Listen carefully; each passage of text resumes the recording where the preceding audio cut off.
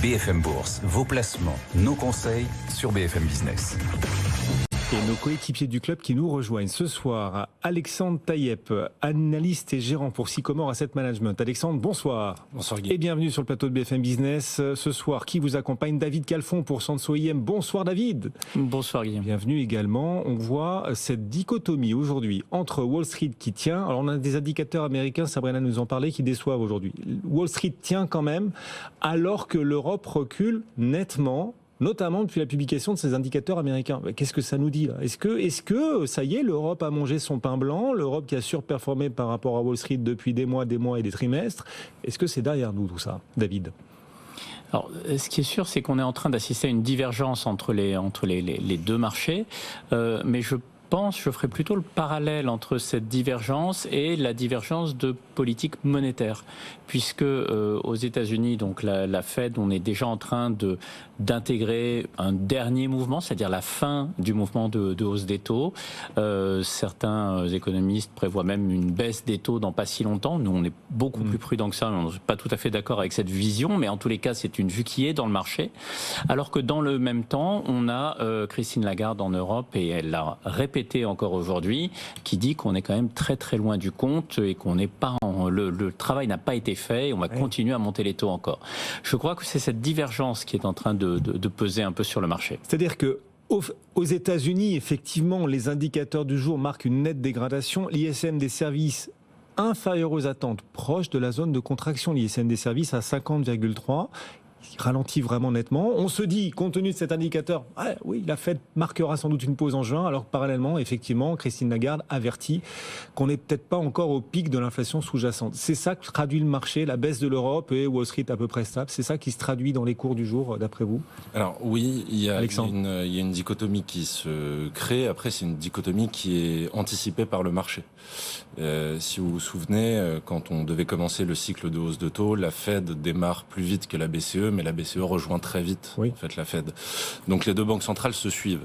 Là, c'est finalement une dichotomie de posture où le marché américain qui tient doit se dire effectivement, on est en ralentissement économique, on l'a vu sur le manufacturier, maintenant on le voit sur les services, même si on est toujours en territoire d'expansion. Donc la Fed va arrêter assez rapidement de monter ses taux, voire, et c'est l'anticipation du marché obligataire, baisser ses taux. C'est encore dans le marché, ça. L'espoir d'une baisse de taux avant la fin de l'année est encore dans le marché. Même plusieurs baisses de taux. D'accord. C'est l'anticipation du marché obligataire aujourd'hui. Ce que nous dit le marché obligataire, c'est qu'il y aura 3 à 4 baisses de taux d'ici à la fin de l'année, ce qui me semble irréalisable. 3 à 4 baisses de taux ? Néanmoins,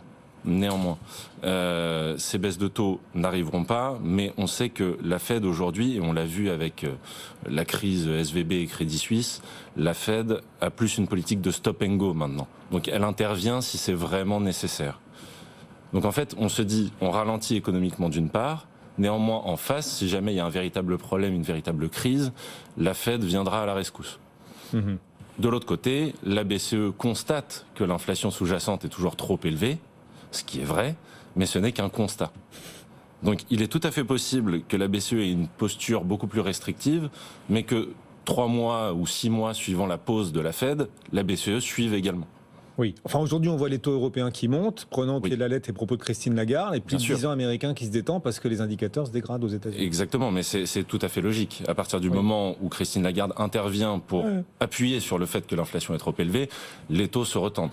Néanmoins, ça ne veut pas dire qu'elle va augmenter son rythme de hausse de taux, par exemple. Mais on voit à travers la séance du jour que, décidément, l'alpha et l'oméga des marchés de la tendance, ça reste les banques centrales. D'autant plus en ce moment, parce qu'il n'y a plus de publication d'entreprise. En plus, il y aura très peu d'indicateurs macroéconomiques cette semaine. Donc, tout le monde va spéculer, dessiner des conjectures sur ce que pourraient faire les banquiers centraux.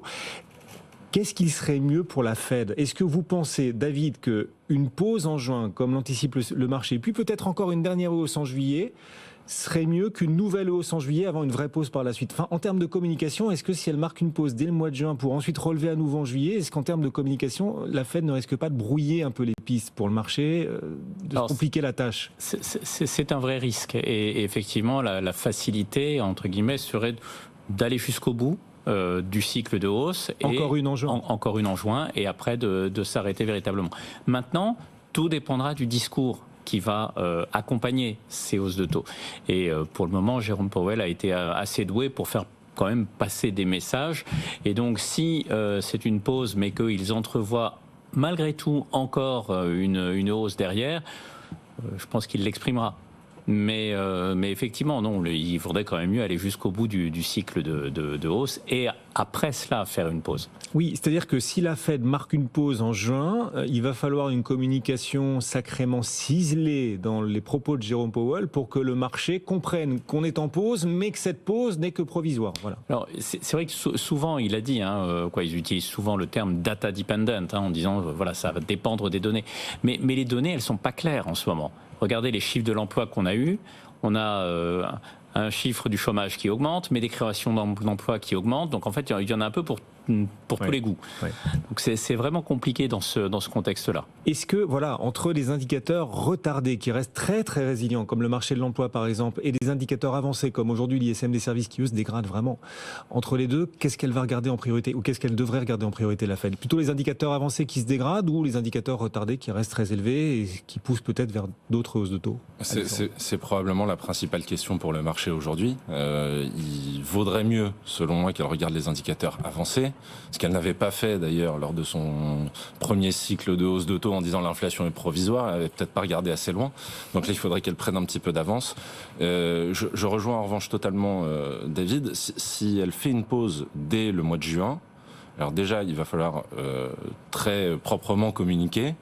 Et ensuite, ce serait pas cohérent de faire une pause en juin pour remonter les taux en juillet. Si elle fait une pause en juin, ce qu'il faut comprendre, c'est que son but, c'est de voir l'effet de sa politique monétaire sur l'évolution de l'inflation. Donc il va falloir plusieurs mois pour constater ça. Donc si elle commence une pause dès juin, pour moi, il y en a pour plusieurs mois. Donc je suis entièrement d'accord avec David, il vaut mieux qu'elle refasse une hausse de taux de 25 points de base maintenant, puis une pause derrière, plutôt que de faire une pause tout de suite. Ouais. Et du coup, du point de vue de la performance des marchés, de leur potentiel, on se dit que le reste de l'année va se jouer plutôt en Europe, comme depuis 8-9 mois, où l'Europe surperforme Wall Street, ou c'est plutôt désormais à Wall Street qu'on va retrouver le relais? Alors, dans vos allocations, là, qu'est-ce que vous choisissez de privilégier, l'Europe ou Wall Street pour la suite? Alors aujourd'hui, au même titre que sur les données économiques, c'est difficile d'y voir clair, donc on se diversifie quand c'est le cas. Néanmoins, ce qu'il va falloir regarder, et vous l'avez dit, les banques centrales sont encore maîtresses dans ce marché, oui. Et donc il va falloir voir quelle direction elles prennent. Si elles prennent une direction qui est favorable à la croissance, alors on pourra privilégier les US. En revanche, si le cycle se maintient et qu'elle continue d'être assez restrictive, que ce soit en pause ou en poursuite de hausse des taux, on pourra privilégier l'Europe. D'accord. Même sur une phase de pause dans les taux, donc pas de baisse de taux, on reste sur des niveaux de taux élevés, etc. Oui. Voilà, on dit plutôt l'Europe. Pourquoi ? Oui, parce que plutôt les cycliques, et finalement la croissance, pour caricaturer un peu, n'aura comme potentiel que la croissance qu'elle va produire. C'est-à-dire que je n'attendrai plus ou j'attendrai moins d'expansion de multiples dans un univers de pause que ce qu'on a pu connaître dans un univers de baisse de taux. Mmh. Ouais. Et pour l'instant, vous restez au milieu du gué, quoi. C'est compliqué à ce stade de faire un pari ou de prendre une option particulière plutôt sur l'Europe ou plutôt sur les États-Unis. On verra en fonction de ce que dit la Fed, la façon dont Jérôme Powell communique le 15 juin. C'est là peut-être que se débloqueront les choix d'allocation pour la suite. Disons qu'on pourra appuyer un peu plus sur ce qu'on fait aujourd'hui, mais il y a des momentum qui sont tout à fait suivables dès maintenant. Typiquement, on peut parler des valeurs technologiques aux US qui ont largement surperformé. Évidemment qu'on essaye d'y participer le plus possible. Oui, vous n'avez pas le choix. Enfin, oui. Si vous passez à côté, vous passez à côté toute la période depuis l'année, effectivement. Absolument. De votre côté, David, avec vos équipes chez Santo Investment Solutions, plutôt l'Europe ou plutôt les États-Unis pour la suite de l'année ? Alors nous, pour le moment, on évite d'avoir des paris trop marqués en termes d'allocation géographique, justement parce que, comme je vous le disais, on n'y voit pas très clair. Oui. Donc tant qu'on ne voit pas des choses très claires, on évite. En revanche, ce qui est vrai, c'est que l'impact des taux d'intérêt est un facteur déterminant. Pourquoi ? Parce que les valeurs de croissance, les actions valeurs de croissance, finalement se comportent comme des instruments financiers à duration extrêmement longue. Ce sont des actions qui sont très sensibles aux variations de taux d'intérêt. Et comme on anticipe finalement que la Fed va surprendre en restant marginalement plus restrictive qu'attendu. Alors ça veut dire quoi être marginalement plus restrictive d'attendu ? Ça veut dire que lorsque le marché attend des baisses de taux, finalement elle les délivrera pas ou pas tout de suite. Donc nous, c'est vraiment ce scénario qu'on a. On pense que les taux vont rester plus élevés pour plus longtemps. Donc à ce niveau-là, il n'y aura pas forcément beaucoup de hausses de taux supplémentaires, mais en tous les cas, ça va rester sur un plateau qui va être beaucoup plus long. Donc là, on risque de voir à nouveau un retournement de tendance. Oui, ce que vous nous dites aussi, c'est que du coup, l'investissement obligataire va rester intéressant pendant un moment. C'est-à-dire que la concurrence... En plus, on est payé pour attendre. C'est ça. Oui, tout à fait. La concurrence va demeurer pour les actions. Voilà, le marché obligataire reste attractif. Et ce qui est frappant, c'est que même si les taux restent proches des 4%, mine de rien, sur le 10 ans américain, on est à 3,75 à l'instant où on se parle, malgré cela, on a des titres dans l'univers des valeurs de croissance qui sont sur des records. C'est le cas d'Apple aujourd'hui. Nouveau plus haut historique pour Apple. Apple qui ce soir présentera sa nouvelle keynote. Émission spéciale à suivre d'ailleurs sur BFM Business à partir de 20h. Le titre Apple actuellement cote à quasiment $184. C'est du jamais vu, malgré les niveaux de taux. Ça signifie que les valeurs de croissance sont devenues immunes, presque immunes, justement, à cette dynamique de hausse de taux, là. Enfin, on avance sur du sable, qu'on est en lévitation sur la tech, ou vous estimez quand même que les fondamentaux justifient ce mouvement et que la tech pourrait poursuivre à la hausse? Alors, on va juste faire, parce que j'ai entendu parler récemment, certains de mes confrères qui parlaient de bulles sur la technologie, etc. Oui. D'autres qui se souvenaient même d'ailleurs de l'acronyme TMT, qu'on n'a pas entendu parler depuis longtemps, mais c'est pourtant effectivement télécom, médias et technologie. Et c'est un peu ce qu'on voit dans le marché actuellement. C'est effectivement sur ces trois jambes que le marché monte. Mais il y a une grosse différence par rapport à la bulle de TMT des années 2000, c'est que là, les sociétés dont on parle, elles génèrent du cash, elles génèrent des bénéfices, et malgré les hausses récentes, on n'est pas sur des multiples obscènes. Donc on est vraiment sur, certes, une hausse extrêmement violente, un mouvement de hausse forte, mais malgré la hausse du marché sur ce segment-là, on est encore sur des valeurs que l'on pourrait acheter aujourd'hui. Apple, vous pourriez l'acheter encore, oui, sans souci. Vu le niveau de génération de cash flow, oui. Alexandre? Un seul point à ajouter, j'étais d'accord avec tout ce qui a été dit, mais en plus elles innovent. Et il y a quand même une petite thématique qui est en train de se détacher et dont on parle partout, qui est l'intelligence artificielle. Et on voit ces méga caps qui finalement rachètent de plus petits acteurs pour participer à cette thématique de l'intelligence artificielle. On peut parler de Microsoft, on peut parler d'Alphabet qui développe ça en interne, mais même Apple, vous en parliez juste avant l'émission, qui continue d'innover. On attend beaucoup de ce casque de réalité augmentée. Ça peut complètement disrupter le marché du PC aujourd'hui. Si vous avez un casque qui est beaucoup plus léger que ce qu'on peut trouver aujourd'hui et qui vous permet de travailler avec 3 écrans, une tour, depuis chez vous, votre train, votre avion, ce que vous voulez, oui, ça change un peu la donne. Donc, en plus d'être assises sur des montagnes de cash et de produire de la croissance, elles innovent. Donc, effectivement, ça donne un relais pour aller chercher encore et toujours de nouveaux plus hauts. Sabrina nous appelle depuis New York en direct. Wall Street qui bat la mesure sur BFM Business, 17h21 ici, 11h21 chez vous. Sabrina à New York, vous nous appelez alors que Wall Street reste relativement indécis. Mais enfin, on parlait des valeurs de la tech qui font mieux que le reste du marché. C'est encore le cas aujourd'hui. Le Nasdaq signe la plus forte hausse des 3 indices américains. Et une valeur à suivre, alors on est hors tech en l'occurrence, c'est le titre General Motors, Sabrina. Oui, il n'y a pas que la tech. General Motors qui, figurez-vous, va investir plus d'1 milliard de dollars dans 2 usines dans le Michigan pour produire les nouvelles générations de ces camions, les fameux pick-up Chevrolet Silverado et le GMC Sierra. Malgré l'ambition de General Motors de produire uniquement des véhicules électriques d'ici 2035, le constructeur continue donc d'investir dans des véhicules traditionnels. Bon, faut dire aussi que ces pick-up ont la cote et qu'ils rapportent énormément aux constructeurs automobiles américains. Rien que sur 2022, les ventes des pick-up ont affiché une hausse de 38%. Et oui, mais du coup, le constructeur américain General Motors utilise cet argent pour financer, bien sûr, ses investissements en véhicules électriques. Le titre General Motors, qui est en repli de 0,4%, on est à $34,14 actuellement sur General Motors. Sabrina, vous n'hésitez pas à nous interpeller à nouveau, bien sûr, depuis New York. Et puis Andrea nous appelle aussi, Andrea Twining depuis Saxo Bank. Rebonjour Andrea, 12 minutes nous séparent de la clôture ici en Europe. Le CAC 40 est à l'instant, Andrea, au plus bas du jour, sous les 7200 points, alors que Wall Street est à peu près stable. C'est pas le cas en Europe. On glisse vraiment, moins 1% en ce moment sur le CAC. Oui, on s'est stabilisé quand même depuis qu'on s'est parlé tout à l'heure. On a eu une baisse assez importante qui est à peu près, qui coïncide, on va dire, avec la publication des chiffres aux États-Unis. On a eu cet ISM des services qui a eu un impact, on va dire, plus fort sur les marchés européens que sur les marchés américains. On tient globalement sur les marchés américains. On tient surtout grâce aux valeurs de la tech. Vous l'avez rappelé, la bonne tenue d'Apple qui tire à la fois le Nasdaq, mais aussi le S&P et qui permettent à ces deux indices de tenir côté américain. Mais c'est vrai qu'en Europe, ces chiffres ont eu un petit peu plus d'impact. On a eu aussi des propos de Christine Lagarde sur l'inflation qui n'aurait pas atteint un pic en Europe et qui ont peut-être aussi un petit peu perturbé le marché. Mais c'est vrai que cette baisse, elle est assez brutale, elle est assez brusque, on s'y attendait pas forcément. On a un marché qui a évolué de manière assez tranquille tout au long de la séance. Et c'est vrai que d'un coup, on a basculé sur une spirale un petit peu plus négative.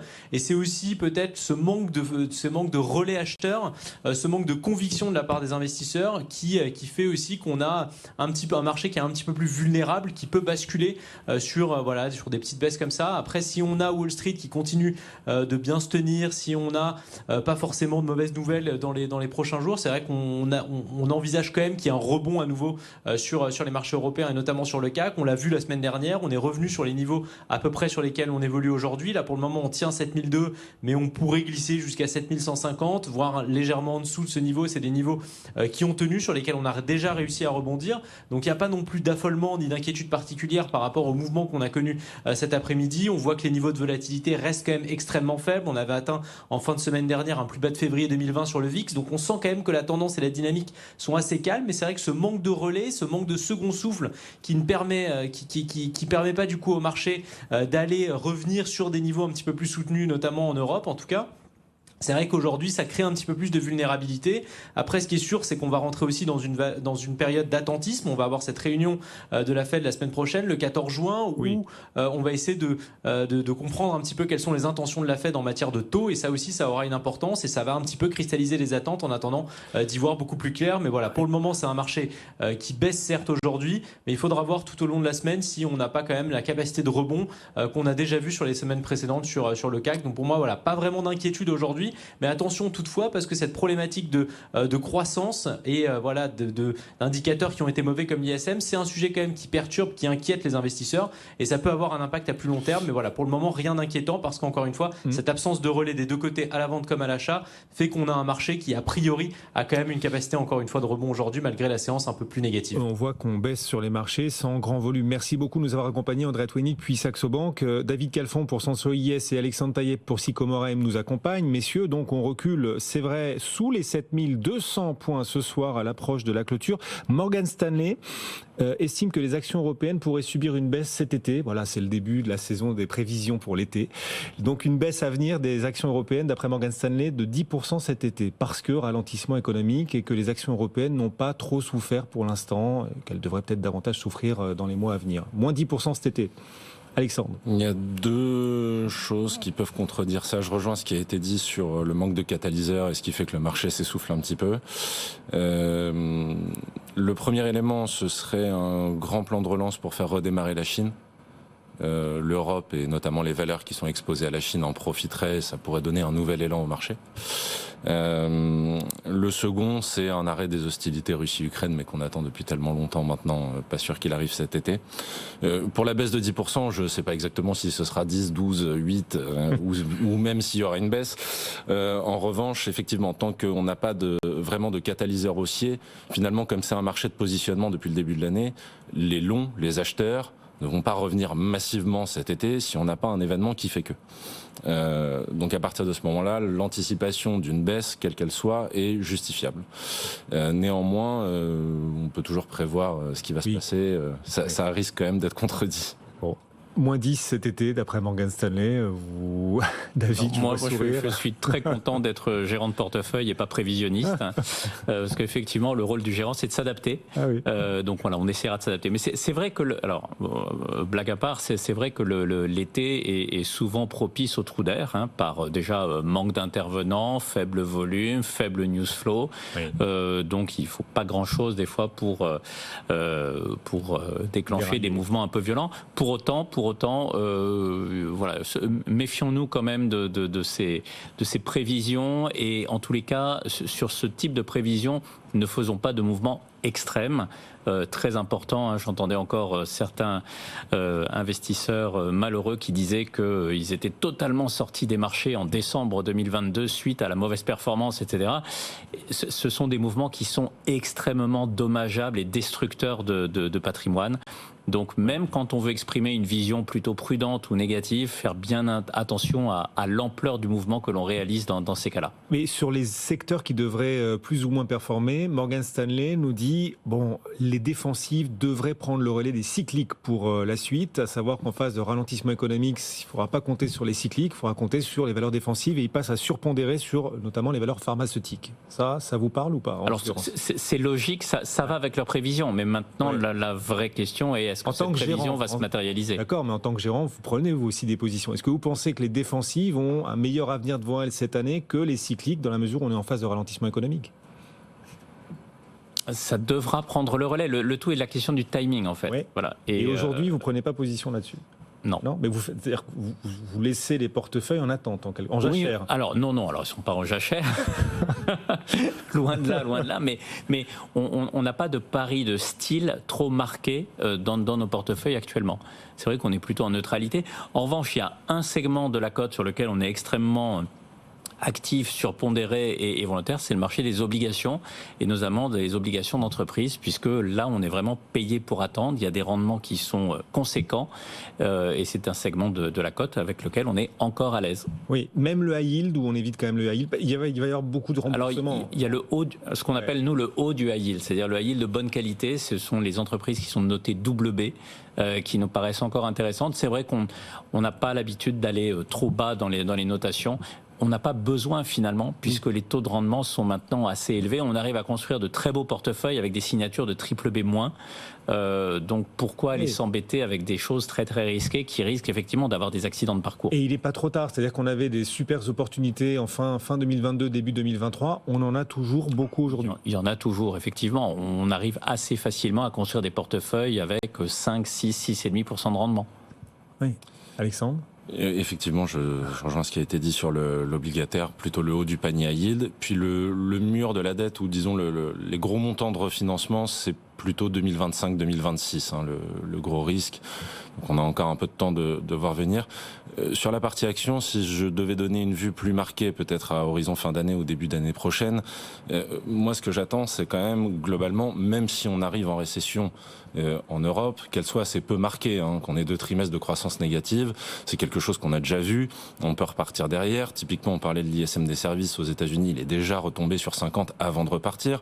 Donc là aussi, on peut être un petit peu plus optimiste, et au contraire, sachant que tout le marché attend la récession, ce que j'ai plutôt tendance, et j'initie le mouvement, je commence à surpondérer plutôt les cycliques. Parce que si la récession n'arrive pas, si vous avez un chiffre, un ISM des services qui redémarre, vous avez les cycliques qui redémarreront avec. Et si vous avez une récession, en général, après la récession, le cycle redémarre. Donc, même quitte à prendre une baisse, j'allais dire, de peu importe combien, je préfère me projeter sur l'étape suivante, qui pour moi est un redémarrage du cycle, qu'on arrive en récession ou pas finalement. Donc quoi, l'automobile par exemple? Alors je pense plutôt en termes de secteur, on peut avoir les mines, mais qui en plus bénéficient de la transition énergétique, qui est une thématique longue. On peut avoir la chimie qui a absolument pas réagi sur la baisse des matières premières. Alors que là aussi on en a besoin. Donc ces secteurs-là qui sont en fait complètement délaissés par le marché et qui montrent des valorisations très attractives aujourd'hui, commencent à m'intéresser. L'automobile, c'est un peu plus sinistré, j'aurais tendance à attendre. Vous iriez jusqu'au small et mid cap ou pas? Parce qu'elle sous-performe, elle n'arrête pas de sous-performer. Les gérants small et mid cap nous disent oui, non mais c'est sûr que ça sous-performe, mais c'est parce qu'on anticipe cette récession.